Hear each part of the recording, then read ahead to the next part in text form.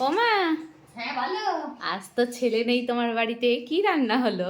ছেলে নেই বলে আমরা খাবো না, ছেলেও তো মামার বাড়ি গিয়েছে ভালো মন্দ খেতে।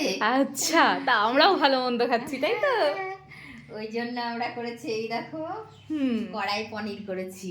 ওহো, কি দারুণ সেন্ট আসছে। হুম, আচ্ছা। আর এইদিকে চিকেন কষা করেছি। চিকেন। আর দেখো, আর একটা তার সাথে তার সাথে এই যে তো, বাসমতি চালের ঝরঝরে পোলাও করেছি। বাহ, দারুণ ঝরঝরে হয়েছে মা কিন্তু। হ্যাঁ হ্যাঁ।